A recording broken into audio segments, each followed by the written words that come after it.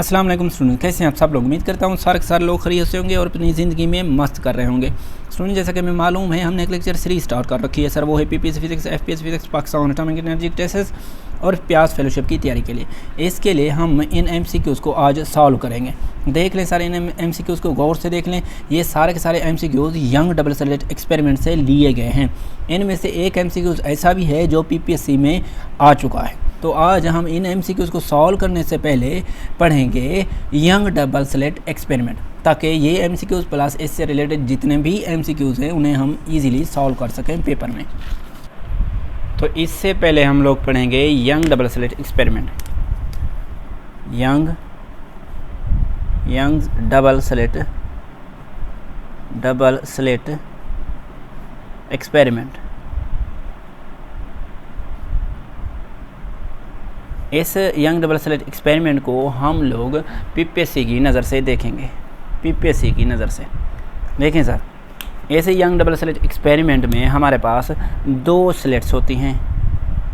एक को कहते हैं S1 और सेकंड को कहते हैं S2। इन दो स्लिट्स के दरमियान जो डिस्टेंस होता है उसे आप लोग स्मॉल d से डिनोट करते हैं। ये वाला डिस्टेंस S1 और S2 के दरमियान जो डिस्टेंस है उसे कहते हैं स्लिट सेपरेशन, और ये है स्मॉल d। इन स्लिट्स के सामने एक स्क्रीन लगी हुई होती है। अच्छा, इन स्लिट्स और स्क्रीन के दरमियान जो डिस्टेंस होता है वो L से डिनोट किया जाता है, कैपिटल L से। अच्छा, एक फर्जी लाइन ड्रा की जाती है ताकि ये बता सके कि लाइन पर एक पोजीशन है, एक पॉइंट है जिसे आप लोग सेंट्रल पॉइंट कहते हैं। इसे डिनोट करते हैं O से। इन स्लिट से लाइट की रे निकलती हैं। फ़र्ज़ कर लें स्लिट S1 से एक रे निकली, किसी पॉइंट P पर जाकर टकरा गई इस स्क्रीन के। ये स्क्रीन है हमारे पास। दूसरी लाइट की रे निकली S2 से, वो जाते जाते इसी पॉइंट P पर टकरा गई। ये जो पॉइंट है ये P पॉइंट है। अच्छा, रे नंबर 1 का जो डिस्टेंस है S1 से P तक का वो कम है इस रे नंबर 2 से। ये रे नंबर 1 है तो ये जो रे है, ये वाली रे, ये रे नंबर 2 है। अच्छा, इस डिस्टेंस को बराबर करने के लिए हम लोग एक लाइन ड्रा करते हैं, ये वाली लाइन, ये लाइन। अच्छा, अब की बार रे 1 और रे 2 का डिस्टेंस बराबर हो जाता है। अच्छा, ये वाला डिस्टेंस जो बाकी बचेगा ये d साइन थीटा कहलाएगा। ये क्या है हमारे पास, d साइन थीटा, क्योंकि यहाँ पर एक एंगल बनता है। ये d है, थीटा के सामने साइन थीटा होता है। ये जो d साइन थीटा है ये पाथ डिफरेंस कहलाता है। क्या है सर हमारे पास, पाथ डिफरेंस। पाथ डिफरेंस क्या है, d साइन थीटा। ये जो स्मॉल d है ये स्लिट की सेपरेशन है, स्लिट सेपरेशन। क्या है सर, स्मॉल d है। ये जो रेज हैं इस स्क्रीन पर इंटरफेयर करती हैं। जो इंटरफेयर करती हैं वो कंस्ट्रक्टिवली भी करती हैं और डिस्ट्रक्टिवली भी करती हैं। जहाँ पर कंस्ट्रक्टिवली करती हैं वहाँ पर ब्राइट फ्रिंज बनता है, और जहाँ पर डिस्ट्रक्टिवली इंटरफेयर करती हैं वहाँ पर डार्क फ्रिंज बनता है। अब बात हो रही है फॉर द कंस्ट्रक्टिव इंटरफेरेंस। क्या है sir, for the constructive interference.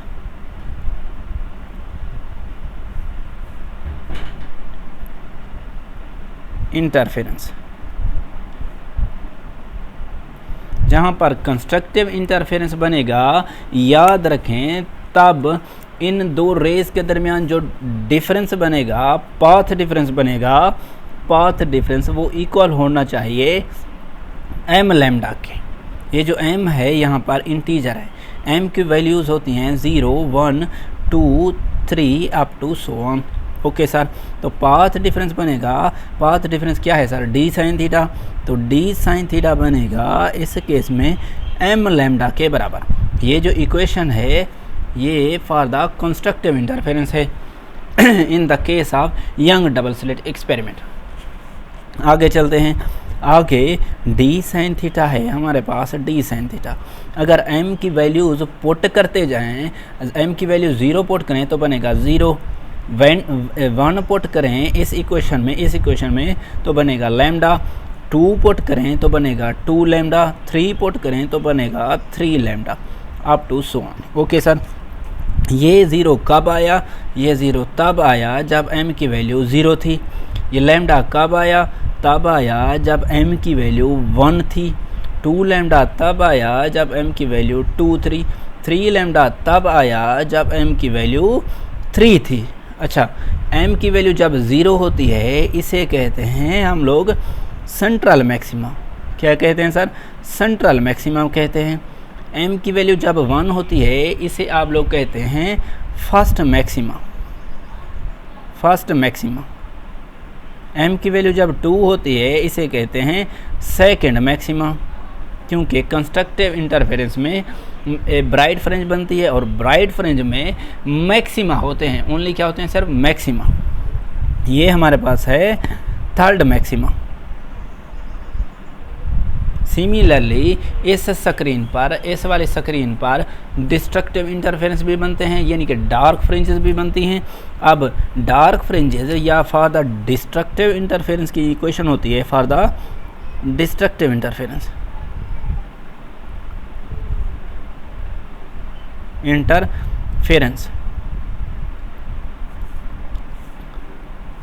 वहाँ जो पाथ डिफरेंस बनता है, पाथ डिफरेंस, वो पाथ डिफरेंस इक्वल होता है 2m + 1 इंटू लैम्डा बाई 2 के। अच्छा, या इसी इक्वेशन को यूं भी लिखते हैं कुछ लोग, m + 1/2 इंटू लैम्डा। ये वाला पाथ डिफरेंस किसके बराबर था? d sin थीटा के बराबर था।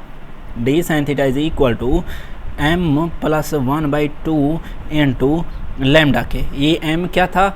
हमारे पास इंटीजर है। इंटीजर की वैल्यू है 0, 1, 2, 3 up to so on. Okay sir, अगर 0 पुट करें m की वैल्यू तो बनेगा लैम्डा बाई 2। 1 पुट करें तो बनता है 3 लैम्डा बाई 2। अच्छा, 2 पुट करें तो बनता है 5 lambda by 2 up to so on. ये लैम्डा बाई 2 कब आया? जब m की वैल्यू हमने इस इक्वेशन में 0 पुट की, 0। सिमिलरली ये 3 लैम्डा बाई 2 तब आया जब m की वैल्यू हमने 1 पुट कर दी। 5 लैम्डा बाई 2 तब आया जब m की वैल्यू हमने 2 पुट कर दी। सिमिलरली ये सीरीज़ आगे चलती रहती है। ओके सर, नेक्स्ट चलते हैं। नेक्स्ट है, अच्छा, m = 0 तब आया जब लैम्डा की वैल्यू, ये पाथ डिफरेंस बना लैम्डा बाई 2। अच्छा, इसी को हम लोग कहते हैं फर्स्ट मिनिमा। क्या कहते हैं सर? First minima. याद रखें, m की वैल्यू जब 1 पुट की तो ये आया, तो इसे हम लोग कहते हैं सेकंड मिनिमा। क्या कहते हैं सर? Second minima. 2 पुट की तो बना 5 लैम्डा बाई 2, इसे आप लोग कहते हैं third minima. Third minima. Okay sir, और ये सीरीज़ आगे चलती रहती। अब इस स्क्रीन को देखें, ये वाली स्क्रीन, ये जो स्क्रीन थी पहले ऐसे खड़ी थी, अब इसी स्क्रीन को मैं सीधा करने लगा हूँ ताकि आप लोगों को समझा सकूँ। ये स्क्रीन है हमारे पास।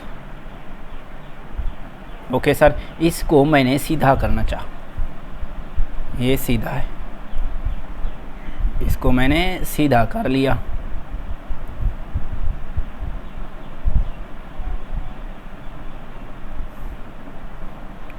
ये स्क्रीन है। स्क्रीन पर एक सेंट्रल पॉइंट होता है। सेंटर पर सिर्फ एक ही चीज़ हो सकती है, मैक्सिमा या मिनिमा।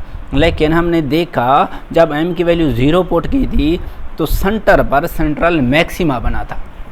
तो इस पॉइंट पर एक सेंटर पॉइंट है, ये वाला सेंटर पॉइंट, ये यहाँ पर m की वैल्यू थी 0। इस 0 को कहते हैं सेंट्रल मैक्सिमा कहते हैं। सेंट्रल मैक्सिमा है, फर्ज कर लें ये वाली लाइन।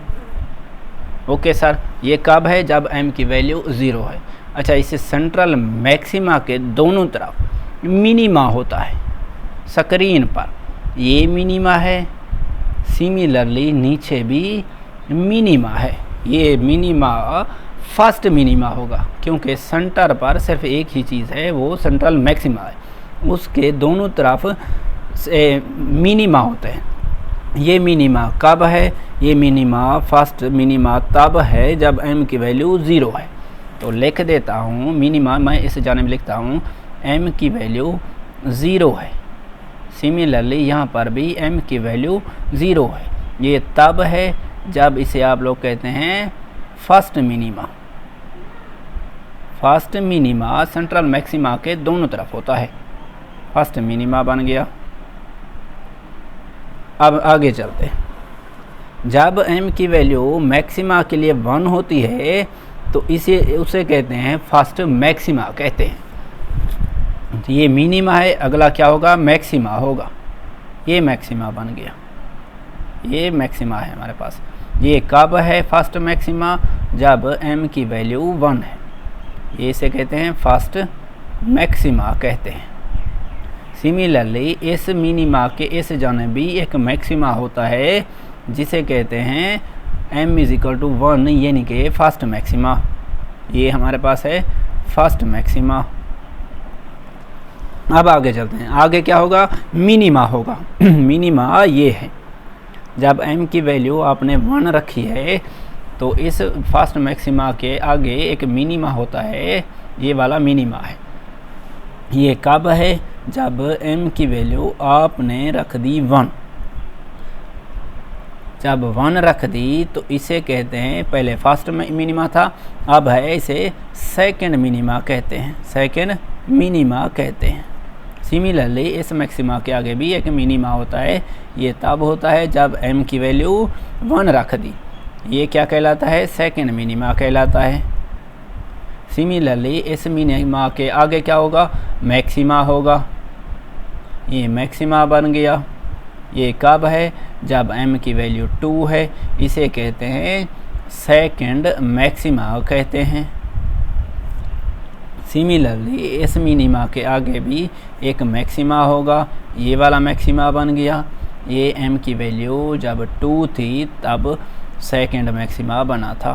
सेकंड मैक्सिमा बना था। ओके सर, आई होप आपको ये समझ आ चुकी होगी।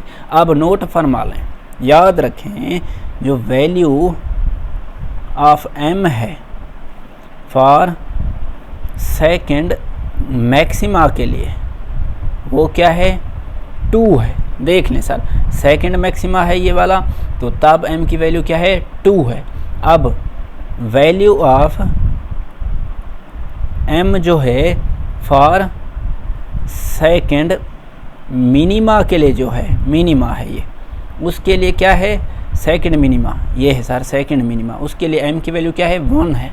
1 है। सिमिलरली अगर ये सीरीज़ चलती गई तो वैल्यू ऑफ जो m है, फ़र्ज़ कर लें 7th मैक्सिमा के लिए, वो क्या होगी, 7 होगी। और for the value of m, for किसके लिए सर, फॉर 7th मिनिमा के लिए, मिनिमा के लिए m की वैल्यू 6 होगी। क्योंकि m की वैल्यू फॉर मैक्सिमा के लिए, मैक्सिमा के लिए वो m की वैल्यू क्या करती है सर, लीड करती है, आगे रहती है। और मिनिमा के लिए जो m की वैल्यू होती है वो लैग करती है, पीछे रहती है मैक्सिमा के लिए।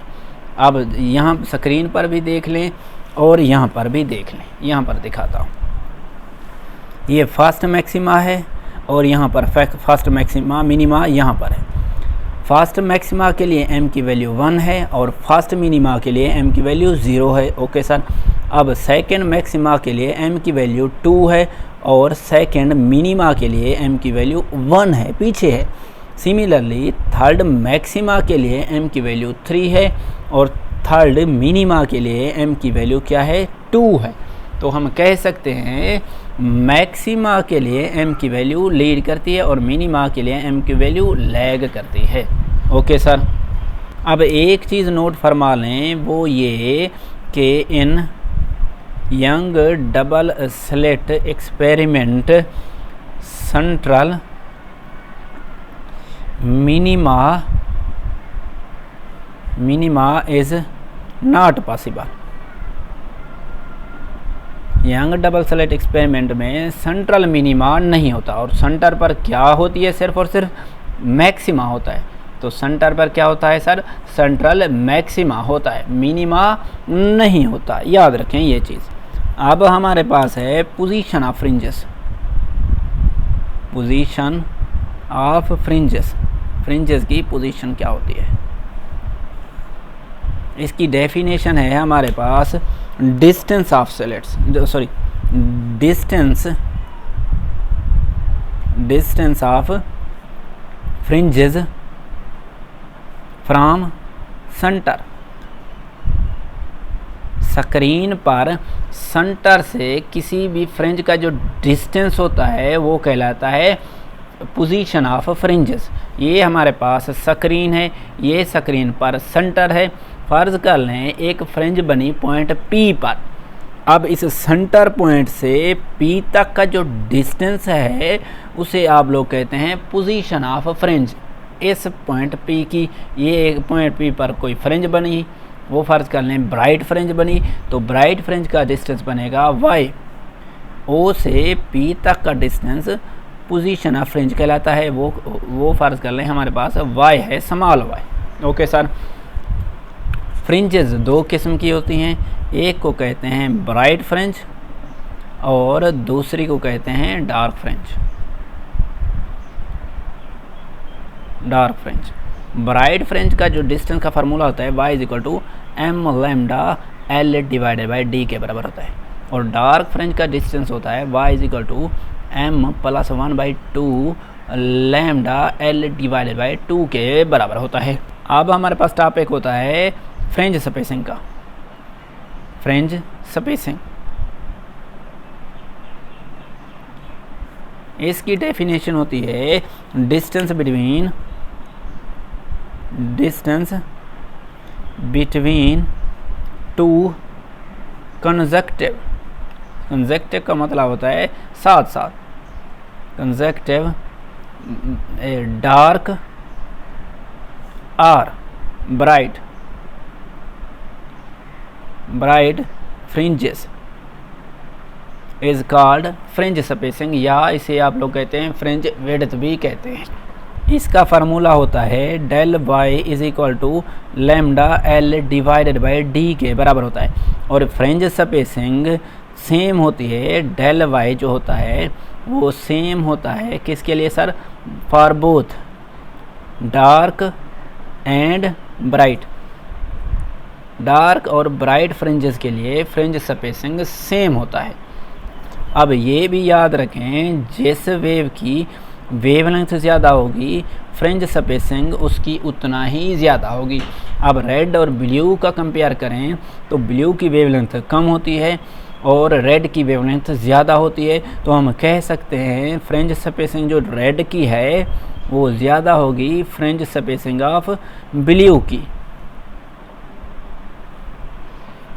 ये जो फ्रिंज स्पेसिंग है ये दो कंसेक्टिव डार्क और कंसेक्टिव ब्राइट फ्रिंजेस के दरमियान होता है।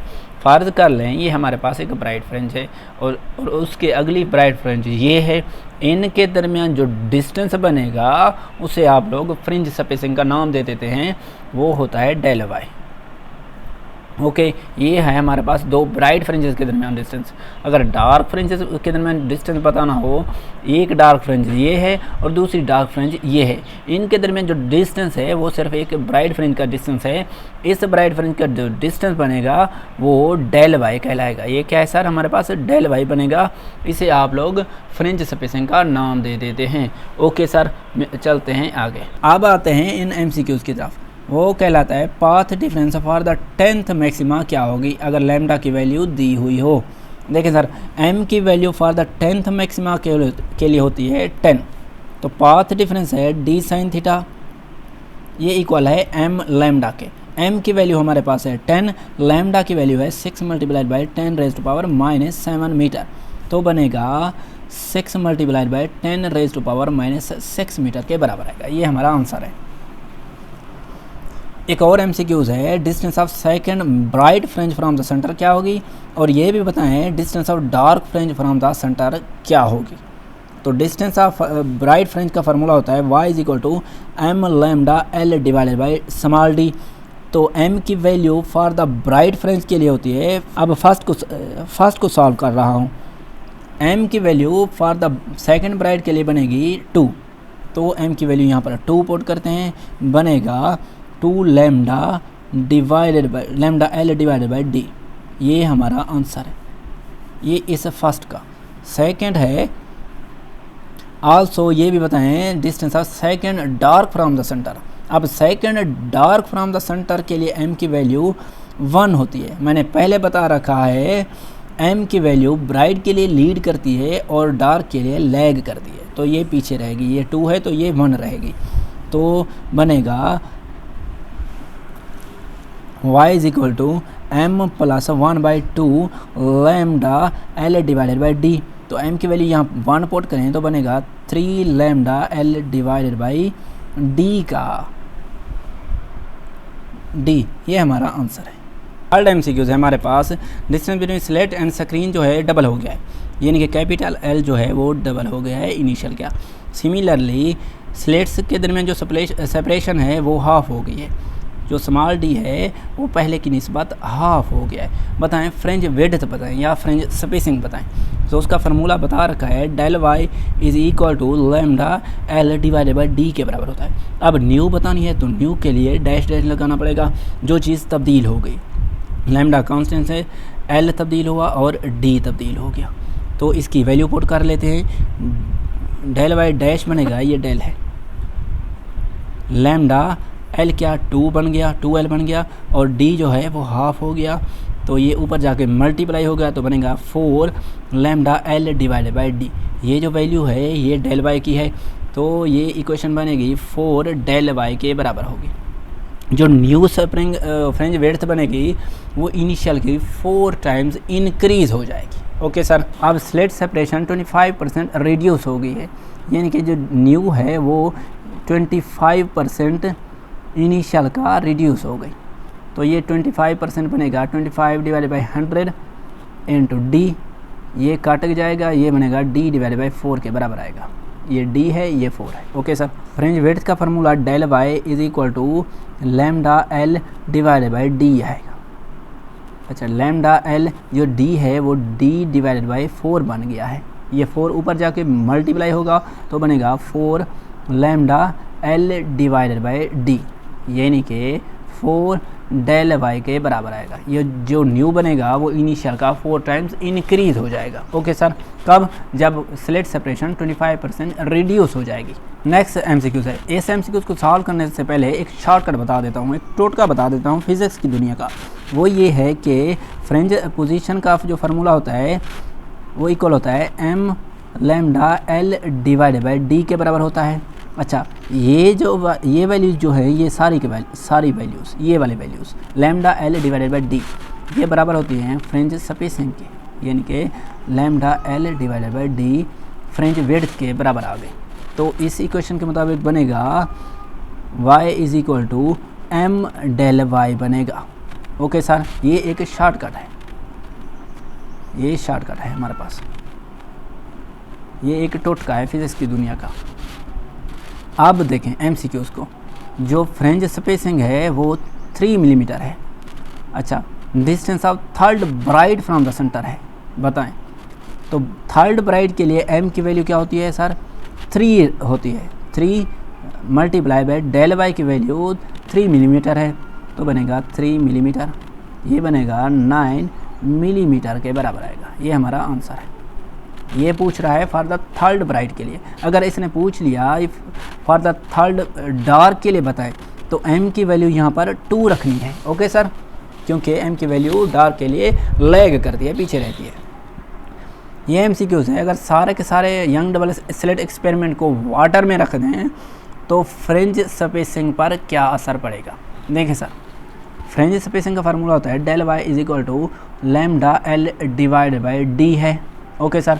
हमने पढ़ रखा है जो स्पीड ऑफ लाइट का फार्मूला होता है f लैम्डा के बराबर होता है, c is equal to f lambda. किसी भी रेयर मीडियम से डेंसर मीडियम की तरफ जाते हुए जो स्पीड ऑफ लाइट है वो कम हो जाती है, वो कम हो जाती है। उसकी असल वजह ये होती है क्योंकि जो वेव लेंथ है वो लाइट की कम हो जाती है। जब वेवलेंथ कम हो जाती है किसी मीडियम में, क्योंकि वाटर एक मीडियम है, डेंसर मीडियम, पहले अगर इसे हवा में रखा गया था, अब की बार वाटर में रख दिया गया है। वाटर एक डेंसर मीडियम है, उसमें जो लैम्डा की वैल्यू है यानी कि वेवलेंथ है लाइट की वो कम हो जाती है, तो इसीलिए फ्रिंज स्पेसिंग भी कम हो जाएगी। तो इसका आंसर क्या है, फ्रिंज विड्थ जो है वो डिक्रीज़ हो जाएगी जब इसे वाटर में रख दें। नेक्स्ट हमारे पास एमसीक्यूज है, अगर वाइट लाइट को यंग डबल स्लिट एक्सपेरिमेंट में इस्तेमाल करें तो सेंटर पर क्या होगा, कौन सा कलर बनेगा। तो इसका आंसर है हमारे पास सेंट्रल पोजीशन पर वाइट होगा। क्या है सर, वाइट कलर होगा।